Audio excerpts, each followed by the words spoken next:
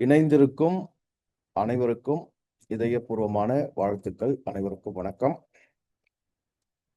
இன்றைய இந்த இணைய வழி மாலை கூடலிலே நாம் சிந்திக்க இருப்பது வான் சிறப்பு 14வது குறள்.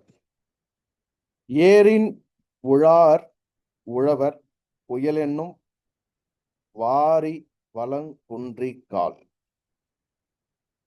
ஏரின் உழார் உழவர் புயலென்னும் வாரி வலங்குன்றிக்கால். வானிலிருந்து இறையின் அருள் இந்த மண்ணில் உள்ள இந்த புவியில் உள்ள உயிர்கள் பிழைப்பதற்காக, வாழ்வதற்காக, வளர்வதற்காக, நிலைப்பதற்காக, தழைப்பதற்காக அருள்மாறி என்னும் அருள் மழை பெய்ய வேண்டும். இதனைத்தான் நாம் 13வது குறளில் சிந்தித்தோம். விண்ணின்று பொய்ப்பின் விரிநீர் வியன் உலகத்து உள்நின்று உடற்றும் பசி. விண்ணிலிருந்து வானிலிருந்து பெய்ய வேண்டிய அந்த அருள் மழை மாறி பருவத்தின் காலத்தில் பெய்யாது போனால் ஒவ்வொரு உயிர்களுக்கு உள்ளும் பசி இருந்து வாட்டும். அடுத்த குறளிலே ஏரின் உழார் உழவர். உழவர்கள் ஏர் பூட்டி உழ வேண்டியவர்கள். அவர்கள் உழுதால்தான், அவர்கள் உழுது நிலத்தை பண்படுத்தி விதையை விதைத்து பயிராக்கி அதனை அறுவடை செய்தால்தான் அனைத்து மனித இனமும் உண்டு உயிர் வாழ முடியும். அவைகளில் சிந்துகிற உணவுப் பொருட்கள் பல்வேறு உயிரினங்களுக்கு உணவாக்க முடியும். இப்போ இங்க என்ன சொல்லுகிறார்? ஏரின் உழார் உழவர். எப்போது? புயல் என்னும் வாரி வலங்குன்றிக்கால். மழை என்னும் அந்த வரம், மழை என்னும் அந்த வருவாய், மழை என்னும் அந்த வளம் இந்த மண்ணிலே குன்றி போனால் உழவர்கள் ஏர் பூட்டி உழ முடியாது. உழவர்களின் பெரும் எதிர்பார்ப்பு வான் நோக்கியது, விண்ணோக்கியது. அந்த மனம் எப்போதும் மழையை எதிர்நோக்கி இருக்கின்றது. ஏனென்றால் மழையை பார்த்துதான், மழையின் அளவை கணித்துத்தான், மழையினுடைய நிலையை பொறுத்துதான் எந்த நிலத்தை உழுவது, என்ன விதையை விதைப்பது, எதனை பயிராக்குவது, எவ்வளவு உணவுப் பொருளை விளைவிப்பது என்பதெல்லாம் தீர்மானிக்கப்படுகிறது. ஆக உழவர்கள் ஏர் பூட்டி உழும் தொழிலை இடையறாது செய்கிறவர்கள். அவர்கள் உழுதால் அது அவர்களுக்கானது மட்டுமல்ல, அது உலகத்தின் அனைத்து மனிதர்களுக்குமான உணவு. பற்றாக்குறை இல்லாமல், பஞ்சம் இல்லாமல் எப்பொழுதும் தானியங்கள், உணவுப் பொருட்கள், காய்கறிகள் நமக்கு மிகுந்திருக்க வேண்டும் என்றால் உழவர்கள் உழ வேண்டும்.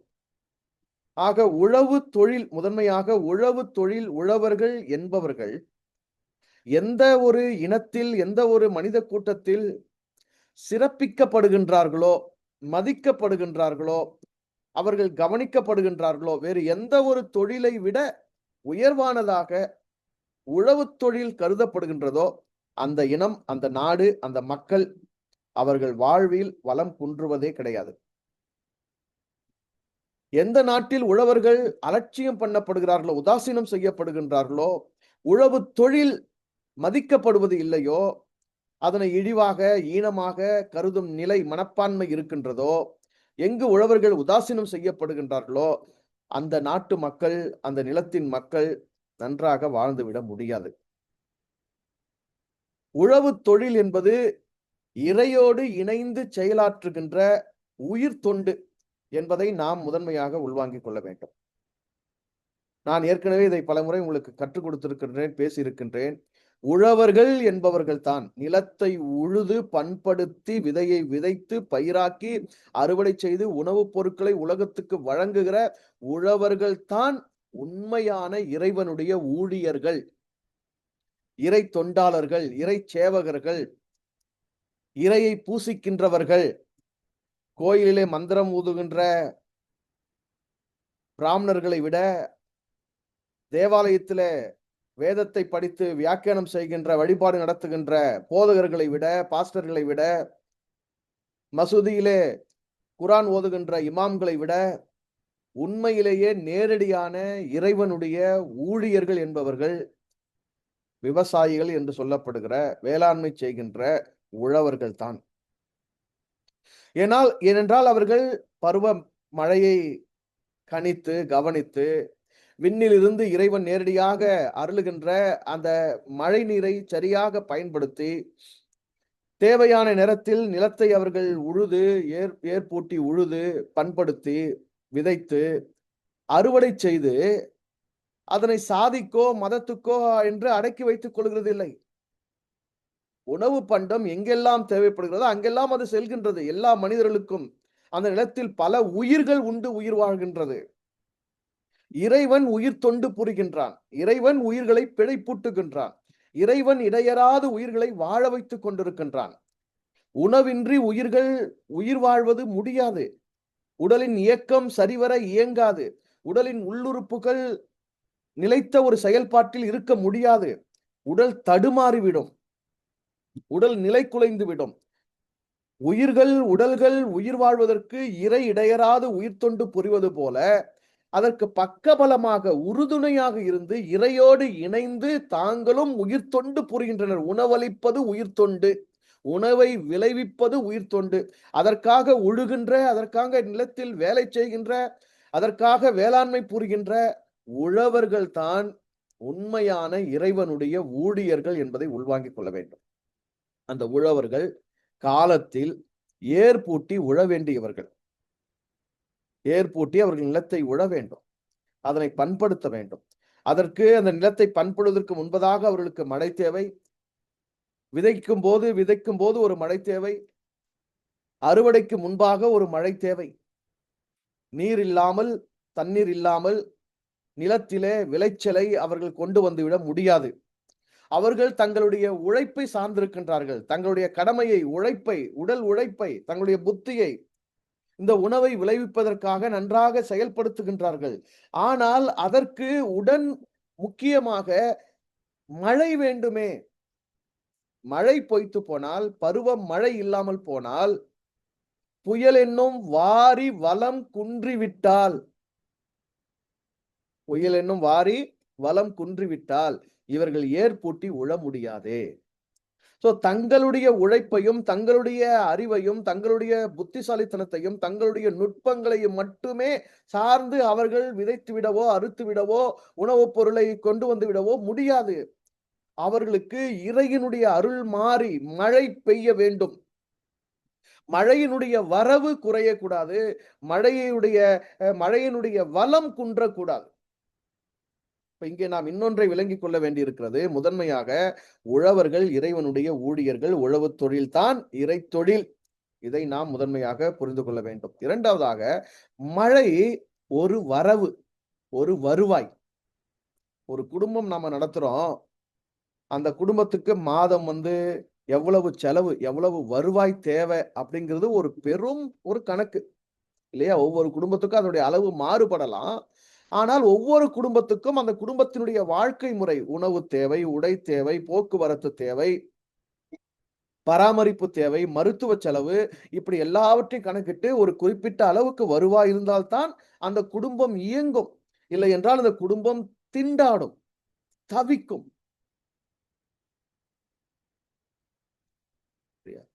கொஞ்சம் மானமும் ரோஷமும் தன்மதிப்பும் உள்ளவர்கள் அவ்வளவு எளிதாக அடுத்தவரிடம் கடன் கேட்க மாட்டார்கள். கடன் கேட்க முடியாது. இருக்கிற வருவாய் வைத்து சமாளிக்க வேண்டும். சமாளிப்பதற்கான முறையில் வருவாய் இல்லாமல், வருவாய் பற்றாக்குறை இருந்தால் அந்த குடும்பத்தின் திண்டாட்டத்தை எண்ணி கூட பார்க்க முடியாது.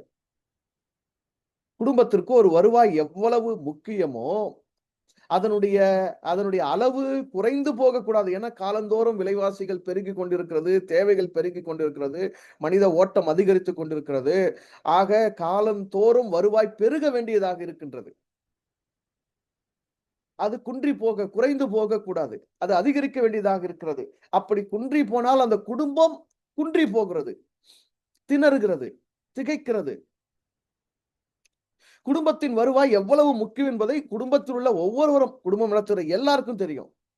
அதுபோல இந்த மண்ணில் மனிதர்களாக வாழ்கின்ற நாம் ஒவ்வொருவரும் இந்த மண்ணுக்கே, இந்த பூமிக்கே, நாம் உயிர் வாழ்வதற்கே விண்ணிலிருந்து வானிலிருந்து பொழிகிற மழை ஒரு வரவு, ஒரு வருவாய் என்பதை நாம் அறிந்து கொள்ள வேண்டும். மழை ஒரு வாரி, மழை ஒரு வருவாய்.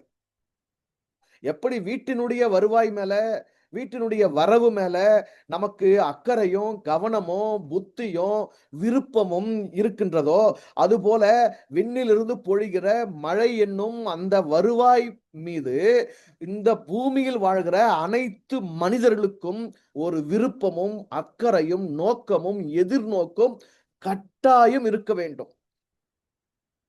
கட்டாயம் இருக்க வேண்டும். இது வெறும் உழவர்களுக்கான வருவாய் அல்ல.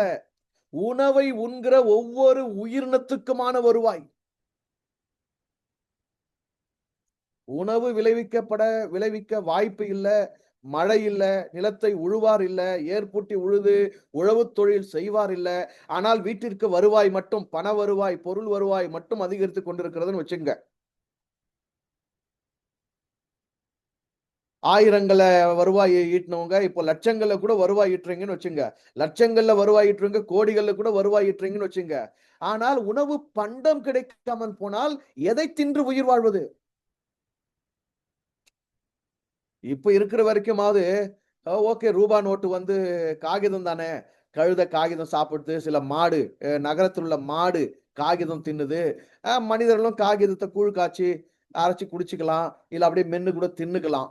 ஆனா என்ன செய்ய போறாங்கன்னு தெரியுமா? இன்னும் கொஞ்ச நேரத்துல இந்த அரசாங்கம் இந்த இந்த காகித நோட்ட முழுசும் நீக்கிட்டு பிளாஸ்டிக் நோட்டு கொண்டு வராங்களாம். பிளாஸ்டிக் நோட்ட கொண்டு வராங்களாம். ஏன்னா திரும்ப திரும்ப திரும்ப திரும்ப அச்சிடுவதற்கு தேவையான செலவு அதிகமாகுதாம். அதெல்லாம் குறைப்பதற்காக அ என்றையுமே சுருங்காத, கசங்காத, கிழியாத பிளாஸ்டிக் நோட்ட கொண்டு வருவாங்களாம். அப்ப அதையும் தின்ன முடியாது. பணத்தை தின்று மனிதர்கள் உயிர் வாழ முடியாது. உணவைத்தான் தின்ன முடியும். உணவைத்தான் உடல் செரிக்கும். உணவுதான் மனிதர்களுடைய முக்கிய தேவையாக இருக்கிறது. நான் ஏற்கனவே சொல்லியிருக்கேன். மற்ற உயிரினங்களை விட உணவின் மீது அதிக அக்கறையும், உணவுக்கான அதிக நேரமும், அதிக செயல்பாடும், பல்வகையான பலதரப்பட்ட உணவுகளை படைத்துக் கொள்கிற திறனும் மனித இனத்தில் பெருகியாச்சு. அதனால உணவு இல்லாம மனிதனால வந்து இனிமே வந்து இருக்க முடியாது. ஏன்னா உணவு வகைகளின் மீதான அந்த மன ஈர்ப்பு மனிதனில் அதிகமாகிவிட்டது. சோ இவ்வளவு உணவு நமக்கு தேவைப்படுகிறது. ஆனால் அந்த உணவை நமக்கு விளைவிக்கின்ற, அந்த உணவை நமக்கு கொடுக்கின்ற மழை அந்த அளவுக்கு இருக்கின்றதா?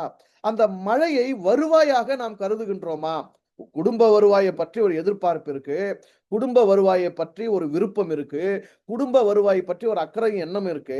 இந்த மண்ணுக்கே, உயிரினத்திற்கே உரியதான விண்ணிலிருந்து பொழிகின்ற அந்த மழை என்னும் வருவாயை என்னுடைய வீட்டு வருவாயைப் போல, என்னுடைய வீட்டு வரவ போல, என்னுடைய குடும்பத்துக்கான வரவ போல, இந்த மாதம் என்னுடைய வருவாய் இப்படி வந்திருக்க வேண்டுமே, ஏன் வரவில்லை என்று சிந்திப்பது போல, இந்த மாதம் வடகிழக்கு பருவமழை, இந்த மாதம் தென்மேற்கு பருவமழை, இந்த இந்த இந்த இந்த மாதம் இவ்வாறான மழை பெய்திருக்க வேண்டுமே, ஏன் அந்த வருவாய் இல்லை என்கிற ஏக்கம், அந்த தேவையை உணருதல், அதில் ஒரு விருப்பம் மனித இனத்திற்கு ஏன் இல்லாமல் போனது? உழவர்கள் தவிர, ஏர்பூட்டி உழுகிற உழவர்கள் தவிர, மற்ற மக்களுக்கு மழையை ஒரு வரவாக, வருவாயாக எதிர்நோக்குகின்ற, கருதுகின்ற எண்ணமும், சிந்தனையுமே இல்லாமல் போயிருக்கின்றது.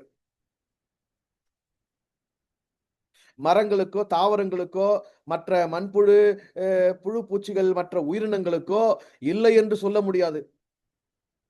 சரியா? அவைகள் எல்லாமே அந்த மழையை எதிர்நோக்கி, அந்த காலத்தில் பெய்ய வேண்டிய மழையை எதிர்நோக்கி நிச்சயமாக தவிக்கும். அந்த அந்த அந்த அந்த அந்த தேவைய, அந்த உணர்வை ஏதோ ஒரு விதத்தில் அந்த உயிரினங்கள் வெளிப்படுத்தித்தான் தீரும். ஆனால் மனிதர்களிடத்தில் அந்த வெளிப்படுத்துதல் இல்ல. ஏன்னா அக்கறையே இல்ல. மழை பெய்யறது யாருக்கு தேவை? அது விவசாயிகள் பிரச்சனை. அது உழவர்கள் பிரச்சனை.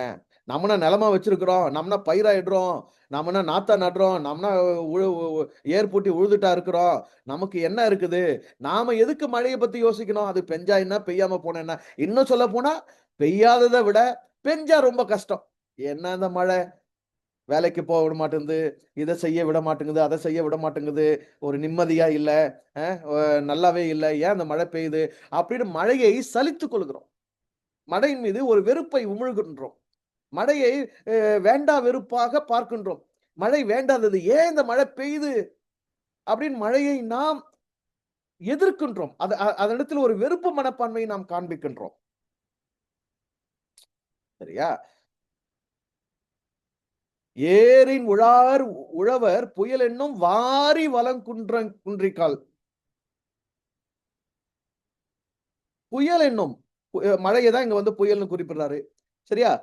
புயல் என்னும் இந்த மழை, அதனுடைய வரவு, அதனுடைய வளம் குன்றுவது, ஏர்பூட்டி உழாத நிலையை உழவர்களுக்கு ஏற்படுத்தும்.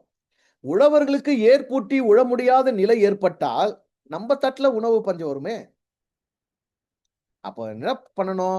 எல்லா மனிதர்களும், நீ எந்த நாட்டுல இரு, என்ன தொழில் செய்யு, எவ்வளவு பெரிய பணக்காரனா இரு, எவ்வளவு படிச்சவனா இரு, எவ்வளவு சிறந்த பதவியில இரு, யாரா இருந்தாலும் ஒவ்வொரு மனித உள்ளத்திலும் இந்த ஒட்டுமொத்த உயிரினத்தின் தேவையான உணவு விளைவிப்பதற்கு, உழவுத் தொழிலுக்கு அவசியமான அந்த மழையை, வான் மழையை வரவாக கருதுகிற சிந்தை வேண்டும். மழை ஒரு வரவு. இப்பல்லாம் எல்லாமே சாதாரணமாயிடுச்சு. ஆனா கொஞ்ச காலத்துக்கு முன்னாடி வரைக்கும், எந்த ஒரு வரவையும் கொண்டாடுகிற ஒரு மனநிலை மக்களுக்கு இருந்தது. எனக்கெல்லாம் நல்லா ஞாபகம் இருக்கு. முதல் முதல் ஒரு பிளாக் அண்ட் ஒயிட் டிவி வீட்ல வாங்கணும்னு முடிவு பண்ணியாச்சு. கொஞ்சம் காச சேர்த்து வச்சாரு அப்பா. டிவி வாங்க போயிட்டோம். அந்த டிவிய வாங்குறதுக்கு முடிவு பண்ணி, டிவி வாங்குறோம்னோனே, ஊர் முழுக்க அந்த செய்திய நான் பரப்புறேன். நான் போறேன்ல, எங்க வீட்ல டிவி வாங்க போறோம். எங்க வீட்ல டிவி வாங்க போறோம். அந்த அந்த black and white TV Onida, அந்த டிவிய வாங்கிட்டு வந்து வச்ச உடனே, அந்த அந்த அந்த கொண்டாட்டம் இருக்குல்ல, அந்த வரவு வீட்டுக்கு ஒரு பொருள், ஒரு புதிய வரவு, ஒரு ஒரு புதிய ஒரு சந்தோஷம் வீட்டுக்கு வந்திருக்குன்னொன்னே, அத வந்து அவ்வளவு ஆடி, பாடி அக்கம் பக்கம் இருக்கிறவங்க வீடெல்லாம் சொல்லி, அங்கங்க ஓடி எல்லாருக்கும் சொல்லி, அத ஒரு பெரிய வரவாக கொண்டாடி, இது டிவி மட்டும் இல்ல, ஒரு டேப் ரெக்கார்டு வாங்குங்க, ஒரு புது சொந்தக்கார் வரட்டும், இல்ல ஒரு புது துணி வாங்கட்டும், ஒரு பாய் வாங்கட்டும், ஒரு தலையணை வாங்கட்டும், என்ன வாங்கினாலும் ஒரு வீட்டுக்கு ஒன்று வந்தால், புதியதாக ஒன்று வந்தால், ஒரு வருவாய் வந்தாலும் சரி, அந்த வரவின் வழியாக பொருள் வந்தாலும் சரி, அதனை கொண்டாடின கொண்டாட்டம் கொஞ்சம் நஞ்சம் கிடையாது. இன்னைக்கு எல்லாமே சாதாரணமாயிடுச்சு. எல்லாமே சாதாரணமாச்சு. ஏன்னா லட்சக்கணக்குல குடுத்து இன்னைக்கு மொபைல் வாங்குறோம், டிவி வாங்கி வைக்கிறோம், ஹோம் தியேட்டர் வாங்கி வைக்கிறோம், என்னென்னமோ வாங்குறோம். எதுவும் பெருசுல்ல. எல்லாருக்கும் எல்லாம் சாதாரணமாயிடுச்சு. சரியா? அதுபோல தான் வான்மழை கூட ரொம்ப சாதாரணமாயிடுச்சு. மழை வந்தா தெருவுல ஓடி வந்து, எல்லா பிள்ளைங்களும் சேர்ந்து நல்லா டான்ஸ் ஆடி, கத்தி, கூப்பாடு போட்டு, அ அந்த அந்த பாட்டே ஒண்ணு வச்சிருந்தோம்ல. மழை வருது நெல்லு வாருங்க, நான் போய் கிணத்துல விழுறேன் என்ன புடிங்க. மழை வருது நெல்லு வாருங்க, நான் போய் கிணத்துல விழுறேன் என்ன புடிங்க. அப்படின்னு அந்த மழைய வரவேற்கிறதுக்குன்னே ஒரு பாட்ட வச்சுக்கிட்டு, சுத்தி சுத்தி ரவுண்ட் அடிச்சு அந்த மழையில நனைஞ்சு கொண்டாட்டமா அந்த மழையை வரவேற்ற அந்த காலமெல்லாம் இப்ப இல்ல. மனிதர்கள் மழையை ஒரு பொருட்டாக கருதாத மனநிலைக்கு சென்று விட்டனர். மழையை தங்கள் வீட்டு வரவாக எண்ணும் மனநிலை மனிதர்களுக்கு இல்லை. அது யாருக்கோ? என்னுடைய தேவை இல்ல. அது யாருடைய தேவை? அது உழவர்கள் தேவை. உழவர்கள் ஊர்ல எத்தன பேர் இன்னைக்கு? விரல் விட்டு எண்ணக்கூடிய அளவு கூட இல்ல. அப்ப மற்ற ஊரார்களா? துட்டு மட்டும் தான் வருவாய். பணம் மட்டும் தான் வருவாய். காசு மழை பெய்யணும். காசு மழை பெஞ்சா மட்டும் தான் வருவாயா கொண்டாடுறது. மழையெல்லாம் ஒரு வருவாயா கணக்கே கிடையாது. கணக்கே கிடையாது. அவ்வளவு வெறுப்பை, அவ்வளவு தேவையற்ற அத பற்றி ஒரு நினைப்பே இல்ல, அக்கறையே இல்ல. அத வந்து புறக்கணிக்கும் ஒரு மனநிலைக்கு மனித இனம் சென்று விட்டது.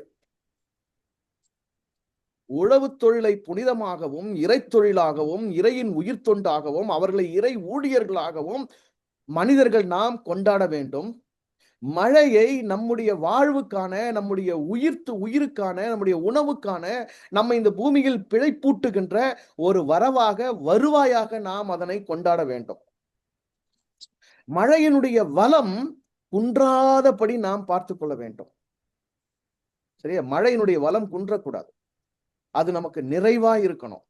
மழை வளம் சரியாக இருந்தால் மண்ணின் வளம், மண்ணில் விளைச்சலின் வளம், உணவு பொருட்களின் வளம், அதை உண்ணுகிற மனிதர்களுடைய உடல் வளம், அந்த உடலில் குடியிருந்து வாழ்கின்ற மனிதனுடைய மனவளம், அந்த மனதால் இந்த பூமியில் கற்கப்படுகின்ற கல்வியின் வளம், அந்த கல்வியால் இங்கு பெறப்படுகின்ற மருத்துவம், மற்ற படைப்புகள், மற்ற தொழில்நுட்ப கருவிகள், கண்டுபிடிப்புகள், இவைகளின் வளம், அந்த மனம் இந்த மண்ணில் உள்ள மற்ற உயிரினங்களை ஆளும்போது அந்த ஆளுமை வளம் அனைத்துமே சிறப்பாக இருக்கும்.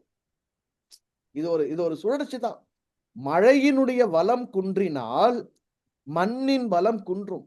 மண்ணின் வளம் குன்றினால் விளைச்சல் குன்றும். விளைச்சல் குன்றினால் உணவுப் பொருட்கள் குன்றும். உணவுப் பொருட்கள் குன்றினால் உடல் நலம் குன்றும். உடல் நலம் குன்றினால் மனநலம் குன்றி போகும். மனநலம் குன்றினால் அந்த மனம் கொண்டு வாழும் மனிதன் தொடர்பு படுகிற அனைத்து வாழ்வியலுமே குன்றி போகும். மழையினுடைய வரவையும் மழையினுடைய வளத்தையும் நாம் பேணி காக்க தவறினால், மழையினுடைய அந்த வளம் குன்றினால் முழு மனித இனமே, முழு உயிரினமே தங்களுடைய வளத்தில் குன்றிவிடும் என்பதை நாம் கவனமாக உணர்ந்து கொள்ள வேண்டியவர்களாக இருக்கின்றோம். இப்போ மழை மனித இனத்திற்கு, உயிரினத்திற்கு, மண்ணுக்கு, விளைச்சலுக்கு மிக முக்கியமான வரவு. வரவு. இந்த பணத்தை எப்படி சம்பாதிப்பது, பணத்தை எப்படி அதிகரிப்பது, பணக்காரர்கள் ஆவது எப்படி, அப்படின்லாம் மோட்டிவேஷன் கிளாஸ் நடத்துறாங்கல்ல.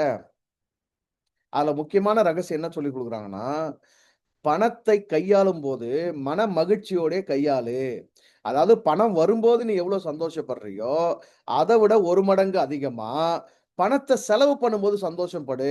அதாவது பணம் வந்தாலும் சந்தோஷப்படு, பணம் செலவழிக்கப்பட்டாலும் சந்தோஷப்படு. பணத்தை பற்றிய ஒரு மகிழ்ச்சியான மனநிலை இருந்தா தான், அந்த பண வரவு உனக்கு அதிகரிக்கும்னு சொல்லி தரான். இதுதான் உலகத்துல பெரிய பெரிய ரகசியமா இன்னைக்கு உலகத்துல லட்சக்கணக்கான பிரதிகள் விற்பனை ஆகிற புத்தகம் எதுனா, இது போல மோட்டிவேஷன் புத்தகம் தான். அதுவும் பணம் சம்பாதிப்பதை பற்றிய புத்தகங்கள் தான் நெறைய விற்பனை ஆகுது.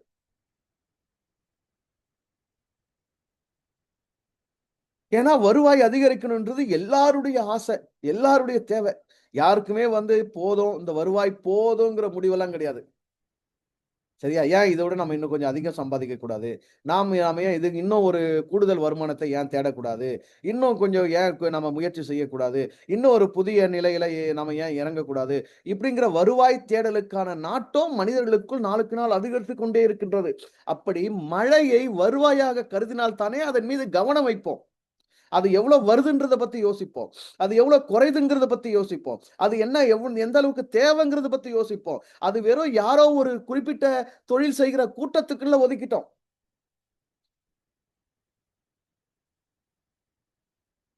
அனைவரும் உண்ணுகிறோம். அனைவருக்கும் உணவு தேவை. பணம் மட்டும் இருந்தால் தானாக தட்டில் உணவு வந்து விடாது. அந்த உணவு விளைவிக்கப்பட வேண்டும். அதற்கு அந்த விளைச்சலுக்கு முன்பாக ஏர்பூட்டி உழவர்கள் உழ வேண்டும். இப்போது ஏர்பூட்டுதல் குறைந்து விட்டது. உழவர்கள் குறைந்து விட்டார்கள். நில வளமும் மண் வளமும் குறைந்து விட்டது. விளைச்சலும் குறைந்து விட்டது. இவை எல்லாத்துக்கும் ஆதாரமான வான் மழையும் குறைந்து விட்டது. குறைந்து விட்டது என்ற சென்ஸ் தேவையான நேரத்துல பெய்யறதில்ல. தேவையில்லாத நேரத்துல தேவைக்கு அதிகமா பெஞ்சு சேதத்தை விளைவிப்பது. இந்த நிலையில் மழையினுடைய அமைப்பு, மழையினுடைய தன்மை இந்த நிலத்தின் மீது தேவையான நிலையில் இல்லாமல் அதனுடைய நிலை மாறி பொழிகிறது. அதனால அது ஆக்கத்துக்கு விட அழிவுக்கு அதிகமா பயன்படுகிறதா போய்க்கொண்டிருக்கிறது. இப்படிப்பட்ட நிலை இருக்கும்போது இந்த மண்ணில் மனிதர்கள் எப்படி வளமாக, செழிப்பாக, செழுமையாக வாழ முடியும்? ஆகவே தான் நான் திரும்ப திரும்ப சொல்லிட்டு இருக்கிறேன் சில வருடங்களா, மழையை விரும்புங்கள். அந்த மழையை விரும்புவதில் இன்னொன்னு ஆட் பண்ணீங்க. மழையை உங்களுடைய குடும்ப வருவாய் போல, தனிப்பட்ட மனித வருவாய் போல. முன்னெல்லாம் குடும்பத்துல ஒருத்தர் தான் சம்பாதிப்பாரு. ஒருத்தர் தான் குடும்பத் தலைவர்ன்னு ஒருத்தர் தான் சம்பாதிப்பாரு. இப்ப என்ன நினைக்கிறோம்? ஒருத்தர்லாம் வருவாய் ஈட்டினா குடும்பத்த நடத்த முடியாது.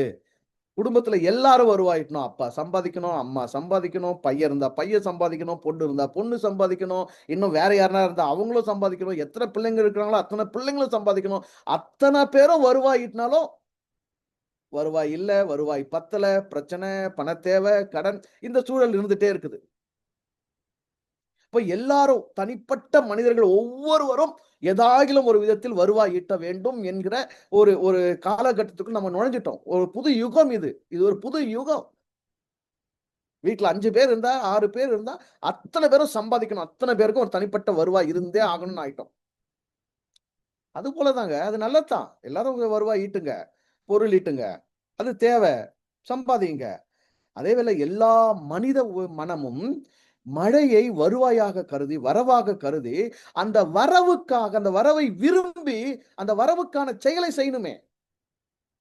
முதன்மையா அத மனதில் வரவாக கருதி, அந்த வரவை ஈட்டும் அந்த எதிர்நோக்கு இருக்க வேண்டும். எதிர்நோக்கு இருக்க வேண்டும். மழை தேவை. மழை என்னுடைய தேவை. நல்லா புரிஞ்சுக்கோங்க. ஒவ்வொரு மனிதனும் என்ன என்ன உணரணும்? மழை என்னுடைய தேவை. என் உயிருக்கான தேவை. என் உடலுக்கான தேவை. என் உறுப்புகளுக்கான தேவை. என் உணவுக்கான தேவை. அது என் வீட்டிற்கான தேவை.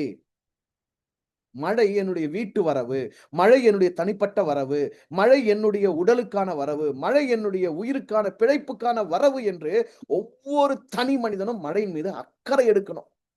மழையை வரவாக கருதணும். மழை வளம். மழை வந்து ஒரு வளம்.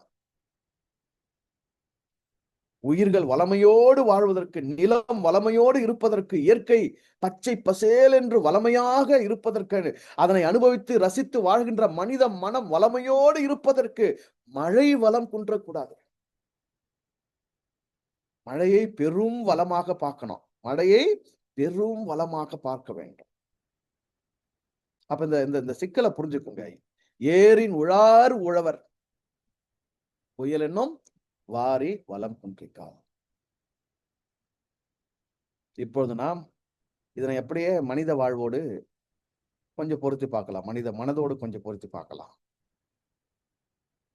மனித மனம் என்பது விண், வான், ஆகாயம் என்று நாம் பொருந்தி புரிந்து கொண்டு வருகிறோம். அந்த மனித மனம் எப்படி விண்ணாக, வானாக, ஆகாயமாக இருக்கின்றதோ அதே நேரத்தில் அந்த மனித மனம் நிலமாகவும் இருக்கின்றது. மனிதன் ஒருவன் ஒவ்வொரு மனிதனும் மனம் கொண்ட ஒவ்வொரு மனிதனும் ஒரு உழவனாக இருக்கின்றான். அவன் எண்ணங்கள் என்னும் ஏர் பூட்டி தன்னுடைய மனதில் தன்னுடைய மனதை உழுது அதை பண்படுத்தி பக்குவப்படுத்தி அதில் விருப்பம் உணர்வு என்னும் விதைகளை விதைத்து வளர்த்தெடுத்து அதனாலே தன்னை வளப்படுத்திக் கொள்ள வேண்டியவனாக இருக்கின்றான். இவைகள் நடைபெற வேண்டும் என்றால் மனம் மனம் உழுவதற்கான நிலம், மனதை மனிதன் உழ வேண்டும். அந்த மனதிலே ஆகாயம் என்னும் பகுதியில் இருந்து, விண்ணிலிருந்து, வானிலிருந்து இறை உணர்வையும் விருப்பத்தையும் மழையாக அருள வேண்டும். இறையினுடைய அருள்மழை மனதில் பெய்ய வேண்டும். அப்பொழுதுதான் மனதை மனிதன் நன்றாக உழுது நல்ல விருப்பத்தை, நல்ல உணர்வை அதிலே விதைத்து தன்னுடைய மனதை வளமைப்படுத்தி, தன்னுடைய உடலை வளமைப்படுத்தி, தன்னுடைய புத்தியை வளமைப்படுத்தி, தன்னுடைய உணர்ச்சிகளை வளமைப்படுத்தி, தன் வாழ்வை வளமைப்படுத்தி அவன் வளமாக வாழ முடியும்.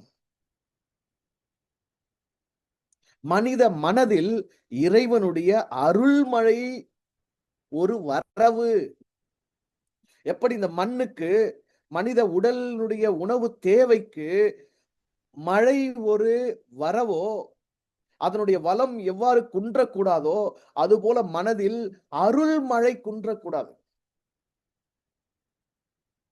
எப்படி உழவர்கள் ஏர் பூட்டி அவர்கள் நிலத்தை உழுது, பண்படுத்தி, விதைத்து, பயிராக்கி, அதனை அறுவடை செய்து விடுவது அவர்களுடைய செயல்தான் என்றாலும், மழையை அவர்கள் மனம் எதிர்நோக்கி இருக்கின்றது. அந்த மழை தவறினால், அந்த மழை பொய்த்தால், அந்த மழை குன்றினால் அவர்கள் ஏற்பூட்டி விட முடியாத நிலை வருமோ?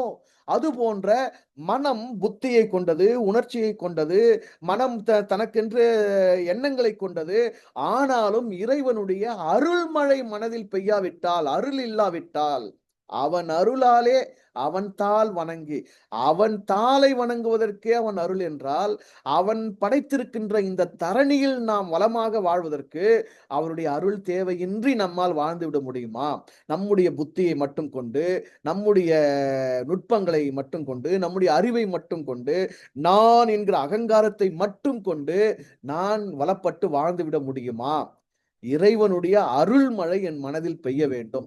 அந்த மழை பெய்தால்தான் நான் என்னுடைய மனமாகிய நிலத்தை உழ முடியும், ஏற்புட்டி உழ முடியும். சரியாக உழுது பண்படுத்தினால்தான் அதில் நல்ல விருப்பங்களை, நல்ல உணர்வுகளை நான் விதையாக விதைத்து அவைகளை வளர்த்தெடுக்கத்தான் நல்ல பலன்களை என்னுடைய வாழ்வில் நான் அறுவடை செய்ய முடியும்.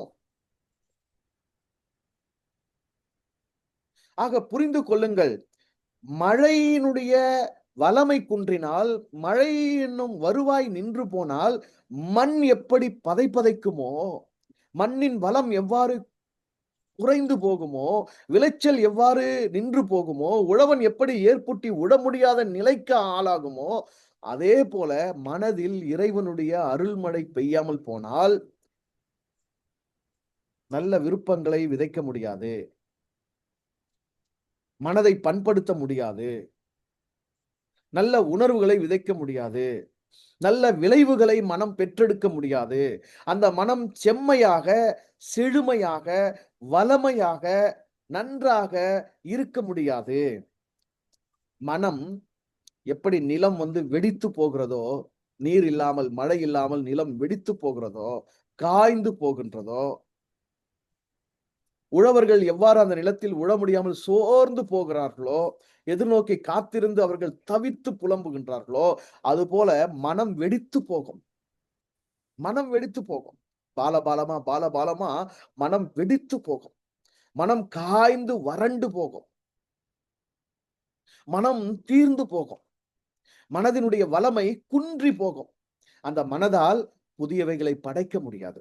அந்த மனதால் புதியவைகளை ஏற்க முடியாது. அந்த மனதால் திறம்பட செயல்பட முடியாது. அந்த மனதால் இந்த உலகத்தின் எந்த ஒரு சூழலையும், சந்தர்ப்பத்தையும், எந்த ஒரு மனிதரையும், எந்த ஒரு காரியத்தையும் சரிவர அதன் தன்மையில் புரிந்து கொள்ள முடியாது. அந்த மனம் துன்புறும். அந்த மனம் வேதனையுறும். அந்த மனம் சலித்துக் கொள்ளும். அந்த மனம் அங்கலாய்க்கும். அந்த மனம் தீயில் அகப்பட்டதை போன்று தகிக்கும். மனதின் வளமைக்கு இறைவனுடைய அருள்மழை. இறைவா, என்னை சுற்றி எவ்வளவு பொருள் இருக்கலாம், எனக்கு எவ்வளவு புத்தி இருக்கலாம், இதுவரை என் வாழ்வில் எவ்வளவும் எனக்கு அனுபவமாக இருக்கலாம், என்னுடைய மனம் ஒரு மாபெரும் நிலமாக இருக்கலாம். ஆனால் உம்முடைய அருள்மழை ஒவ்வொரு நாளும் என் மீது பொழியாவிட்டால், உன்னுடைய அருளை என் மீது நீ பொழியாவிட்டால், உம்முடைய அருள் அன்றி இறைவா என்னாலும் தாளையும் வணங்க முடியாது. நான் வாழ்வதற்காக எனக்கு உருவாக்கி கொடுத்த அந்த வையத்திலும் வளமாக என்னால் வாழ்ந்துவிட முடியாது.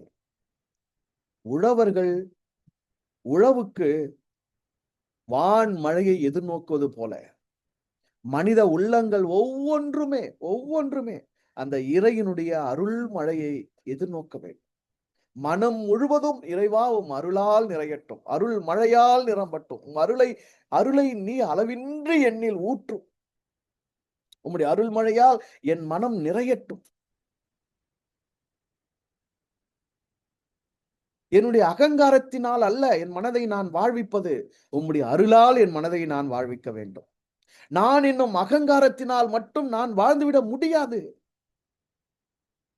அது வளம் குன்றிய மனமாய், தன்னைத்தானே வருத்திக் கொள்ளுகிற மனமாய், வேதனையில் தன்னைத்தானே வெடித்துக் கொள்ளுகிற மனமாய் அது மாறிவிடும்.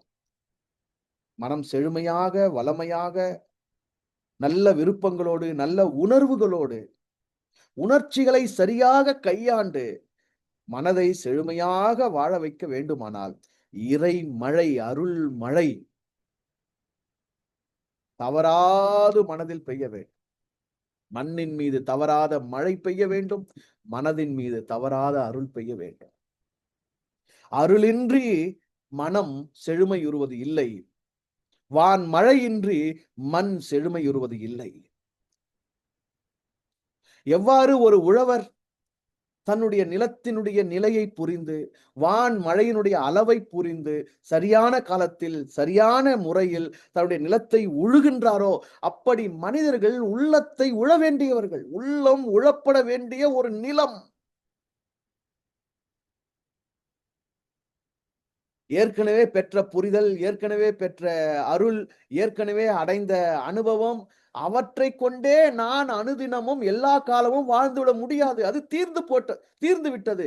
ஒரு அருள் பெற்றேன், அது தீர்ந்து போனது. அனுபவம் பெற்றேன், அது தீர்ந்து போனது. புரிதல் பெற்றேன், அது முடிந்து போனது. வாழ்க்கை என்பது புதிய புதிய சூழல்களை கொண்டது. வாழ்க்கை என்பது நாம் எதிர்பார்க்காத புதிய புதிய சந்தர்ப்பங்களை கொண்டது. வாழ்க்கை என்பது நுணுக்கமான புதுமையான முறைகளான வாய்ப்புகளை நமக்கு முன்பாக கொண்டு வருகிறது. நேற்றைய நாள் போன்றது இன்றைய நாள் அல்ல. இன்றைய நாள் போன்றது நாளைய நாள் அல்ல. ஆகவே பழமையான அருளை கொண்டு, பழமையான அனுபவங்களை கொண்டு, பழமையான புரிதல்களை கொண்டு, ஏற்கனவே கொடுக்கப்பட்டவைகளை கொண்டு, ஏற்கனவே பெற்றவைகள் அடைந்தவைகளை கொண்டு இன்றைக்கு நாளைக்கு நான் வாழ முடியாது. ஒவ்வொரு நாளும் எனக்கு இறையினுடைய அருள்மழை தேவையாக இருக்கின்றது.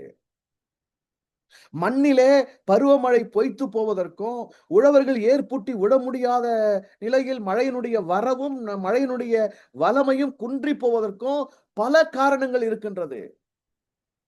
அதில் முதன்மையாக கடலினுடைய வளிமண்டலத்தில் ஏற்படுகின்ற மாற்றம். அதனால் பருவமழை இயக்கத்தில் மாறுபாடு. மழை வரும் காலமே மாறுகின்றது. எந்த நேரத்தில் மழை பெய்ய வேண்டுமோ அந்த நேரத்தில் மழை பெய்வதில்லை. எந்த நேரத்தில் மழை பெய்ய வேண்டிய தேவையில்லையோ அந்த நேரத்தில் மழையினுடைய அளவு அதிகரிக்கின்றது. ஒன்று குறுகிய காலத்தில் அதிகமான மழை பெய்து விடுகிறது.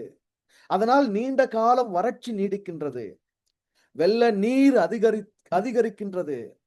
நிலத்திற்குள் நீர் ஊடுருவி செல்வதற்கு தடையாக பல ஏற்பாடுகளை நாம் இங்கு செய்து விட்டோம். அதிகமான சிமெண்ட் ரோடுகள், தார் ரோடுகள், கட்டிடங்கள் என்று எங்கும் ஏரி, குளங்கள், காடுகள் எல்லாவற்றையும் அழித்து மழை நீர் பூமிக்குள்ளாக ஊடுருவதற்கு ஏற்ற சூழல் இல்லாத நிலையை நாம் ஏற்படுத்தி வைத்திருக்கிறோம். ஆகவே நிலத்தடி நீர் நாளுக்கு நாள் குறைந்து கிணறுகள், ஏரிகள், ஆறுகள் அனைத்துமே வறட்சியுற்று இருக்கின்றது. விவசாயிகள் குறைந்து விட்டார்கள். விவசாயம் செய்வதை அல்லது உழவு தொழில் செய்வதை, வேளாண்மை புரிவதை இடுக்கான தொழில் என்று கருதி நகரங்களுக்கு அவர்கள் நகர்ந்து போய்விட்டார்கள். தங்களுடைய விளை நிலங்களை வீட்டு மனைகளாக விற்றுவிட்டார்கள். குடிநீர் பற்றாக்குறை, இவைகளோடு சேர்ந்து காடுகள் அழிப்பு, நீர்நிலை அழிப்பு, நகரமயமாக்குதல், நிலத்தடி நீரின்மை, ஆழ்துளை கிணறு என்கிற பெயரில் அதிக ஆழத்துக்கு துளையிட்டு பூமியை துளையிட்டு நீரை எடுத்தல், இவ்வளவு பிரச்சனைகளும் சேர்ந்து மழையினுடைய வரவையும் மழையினுடைய வளமையும் கெடுத்து தடுத்து அந்த நிலையை நாம் நீடிக்க வைத்துக் கொண்டிருக்கின்றோம். மழையை நம்மால் அதிகரிக்க செய்ய முடியாது. நல்லா புரிஞ்சுக்கோங்க. மழையை நம்மால் அதிகரிக்க செய்ய முடியாது. ஆனால் பூமியின் மீது பெய்கின்ற ஒவ்வொரு மழை துளியையும் மழையையும் நிலத்தில் தங்க வைப்பதற்காவது நாம் செயல்படணும். மழையினுடைய நிலையை நாம் போய் மாற்ற முடியாது. மழையை நாம் அதிகரிக்க, ஆனால் ஒரு மழைத்துளி மண்ணில் வந்தால் அதனை எவ்வாறு பயன்பாட்டுக்கு உரியதாக, நிலைத்ததாக, அதனை நீடித்து நாம் பயன்படுத்திக் கொள்வதற்கு ஏதுவான செயல்களை நாம் செய்ய வேண்டும். ஏரிகள், ஆறுகள், கண்மாய்கள், குளங்கள் என்று அவைகள் எல்லாம் பராமரிப்பு செய்து மழைநீர் எல்லாம் எவ்வளவு வெள்ளம், எவ்வளவு மழை பெய்தாலும் அத்தனையும் வீணாய் போய் கடலில் கலப்பதையிலிருந்து அதனை தடுத்து அணைகள் கட்டி அவைகளை நீர்ப்பாசனத்துக்கு, அவைகள் விளைச்சலுக்கு, அவைகள் நிலத்தடி நீராவதற்கு, உயிர்களுடைய குடிநீருக்கு, மனிதர்களுடைய தண்ணீர் தேவைக்கு, அவைகளை பயன்படுத்துவதற்கான முறைகள், செயல்கள், திட்டங்கள் இங்கு எங்கே இருக்கின்றது? அவ்வளவும் வீணாகின்றது. கட்டிடங்கள் மட்டும் வானளவே நாம் கட்டிவிட்டால், நகரங்களை நாம் பெரிதாக அ நவீனமாக உருவாக்கிக் கொண்டால், எங்கும் தார் சாலைகளும், சிமெண்ட் சாலைகளும் அமைத்துக் கொண்டு மகிழுந்தில் நாம் பயணித்துக் கொண்டிருந்தால், உணவு வந்துருமா? உயிர்கள் பிழைக்குமா? உடல் இந்த மண்ணில் நீடிக்குமா? மனிதருடைய ஆயுள் குறைந்து வருகிறதை நாம் கண்ணார பார்க்கவில்லையா? ஆயுள் குறைவது மட்டுமல்ல, மனிதர்களின் ஆயுள் குறைவது மட்டுமல்ல, மனித குழந்தை பிறக்கும் பிறப்பு விகிதமே குறைந்து வருகிறதே. இருக்கும் மனிதர்களின் பிறந்த மனிதர்களின், வாழும் மனிதர்களின் ஆயுள் குறைவது மட்டுமல்ல, மனித இனம், மனித குழந்தைகள் பிறக்கும் விகிதமே குறைந்து வருகிறதே, குன்றி வருகிறதே.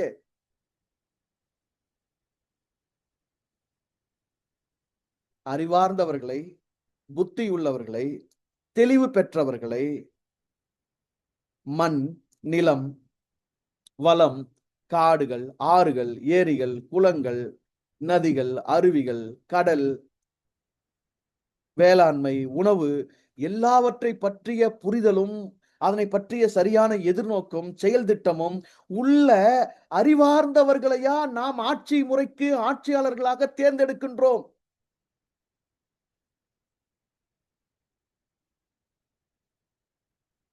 சினிமால சில காட்சிகள நேரடியா தான் நடிக்க முடியாம, தனக்காக டூப்பு போட்டு நடிக்க வச்சு, ஊர் உலகத்த ஏமாத்துற கதாநாயகர்கள்.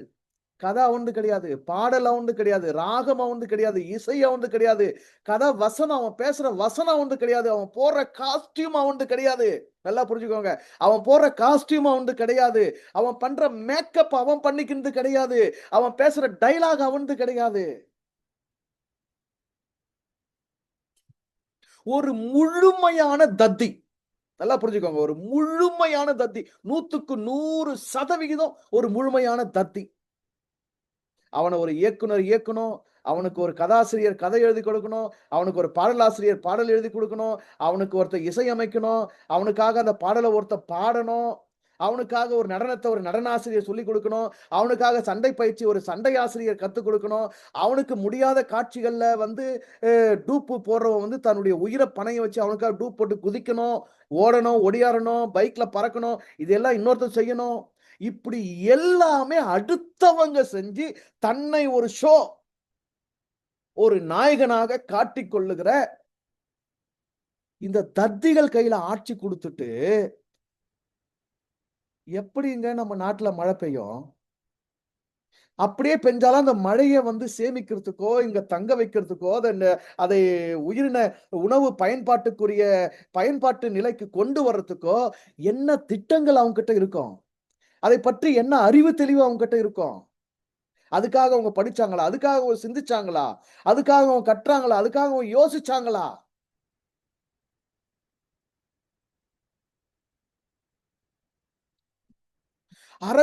அரசால் ஆளப்படும் வாழ்க்கை முறை என்னும் நிலைப்பாட்டில் நாம் உட்பட்டு விட்ட பிறகு, இதெல்லாம் நாம சிந்திச்சா கூட, நாம இதெல்லாம் ஏற்படுத்திக்க முடியாதே! நீங்களா போய் ஒரு ஏரிய தூர்வாரிடுவீங்களா என்ன? ஒரு அணைய கட்டிடுவீங்களா என்ன? கட்ட முடியுமா என்ன? அரச மீறி கட்டிட முடியுமா என்ன?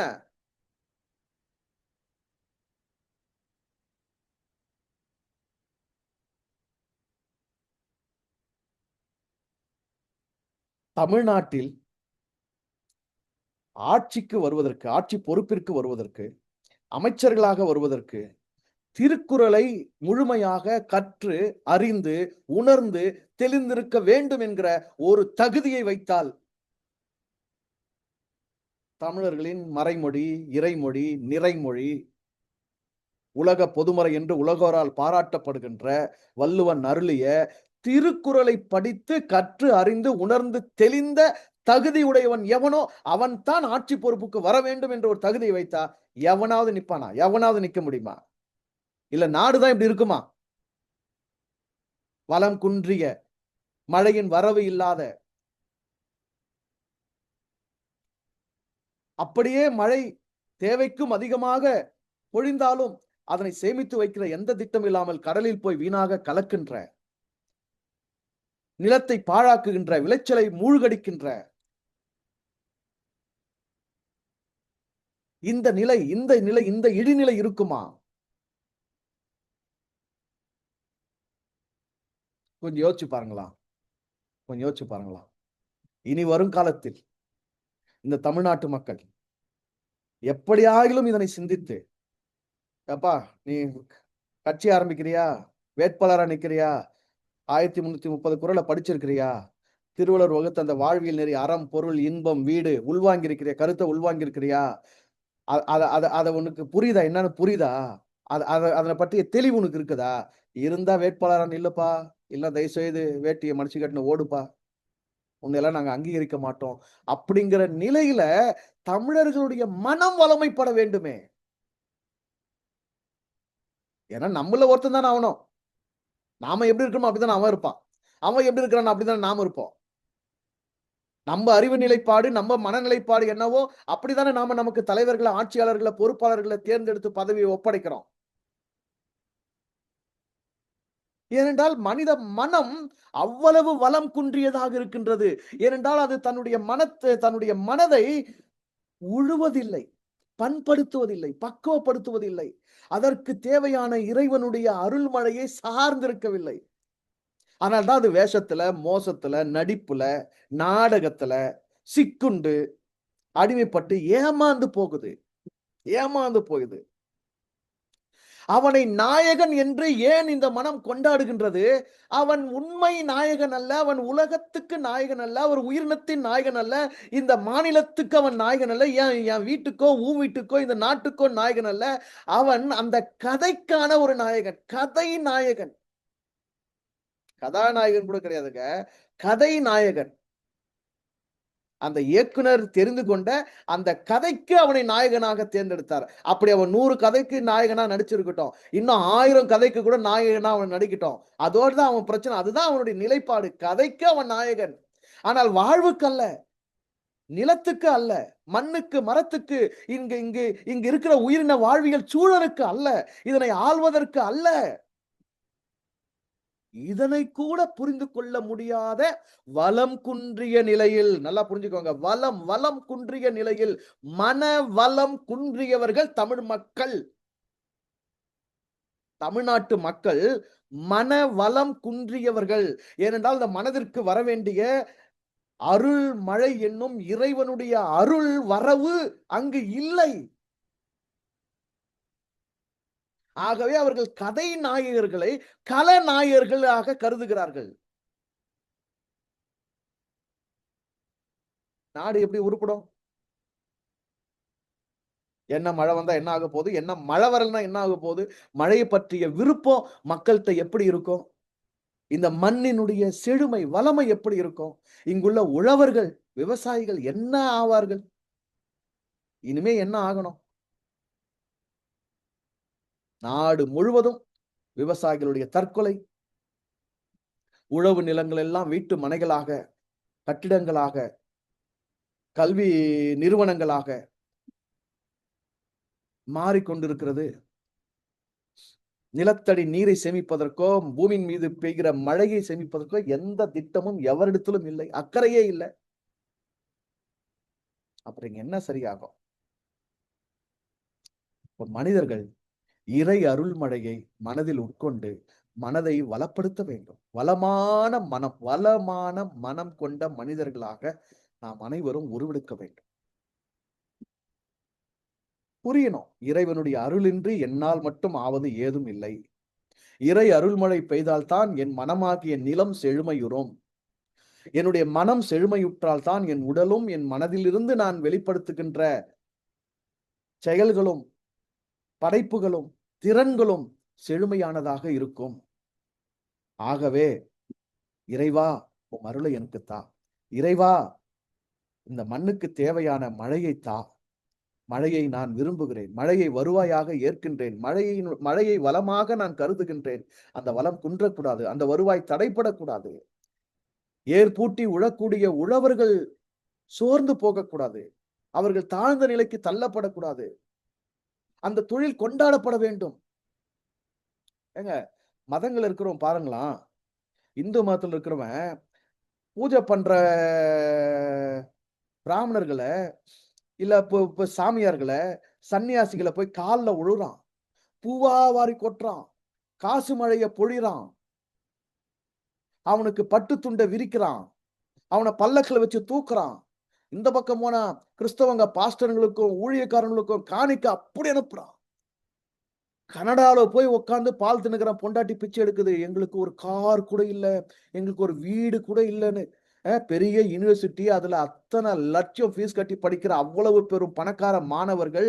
அவங்க அப்பா அவர் வாழ்ந்த காலத்திலேயே எவ்வளவு சொத்த சேர்த்து வச்சுட்டு போனாரு. இவங்க எவ்வளவு சொத்த சேர்த்துக்கிட்டாங்க. இன்னும் எவ்வளவு கோடி பணங்கள உலகம் முழுதும் காணிக்கின்ற பேர்ல இயேசு பேர சொல்லி இவங்க சம்பாதிக்கிறாங்க.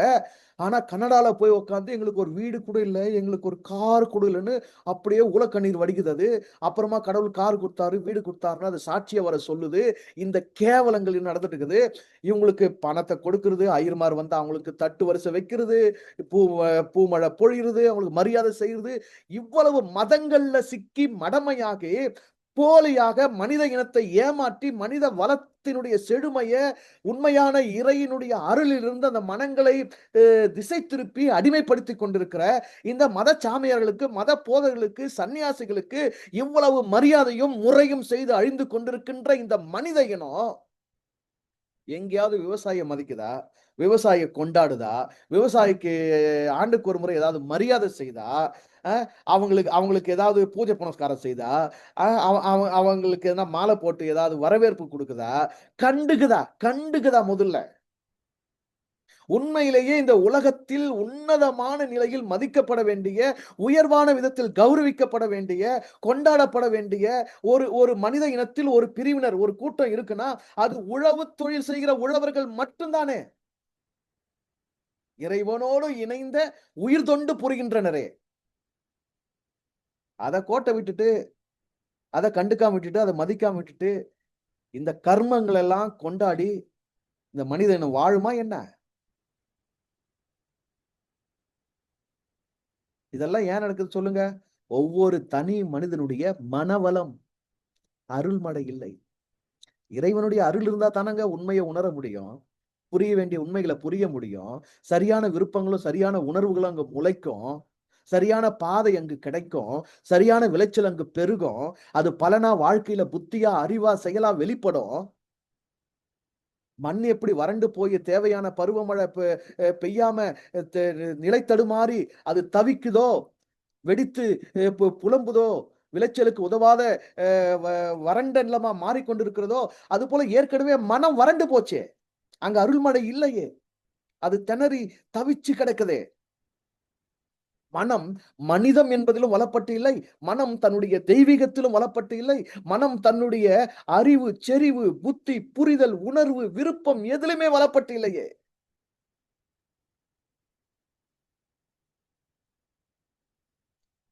தயவுசெய்து இந்த சீர்கேடான நிலையை புரிந்து அனைத்தையும் சீர்படுத்திக் கொள்ள இறை அருள் மழையை நாம் மனதில் நாடுவோம். மண்ணில் மழையை விரும்பி அதை வரவாக, வளமாக கருதி அரவணைத்துக் கொள்வோம். உலகோர், மனிதர்கள், இந்த உரையை கேட்பவர்கள் எவராயினும் இதில் உள்ள அந்த உண்மையை, அந்த உணர்வை எப்படியாக உள்வாங்கிக் கொள்ள இறை அருள் புரியட்டும். புரிஞ்சுக்கோங்க. நல்லா இருங்க, சந்தோஷமா இருங்க. வாழ்த்துக்கள்.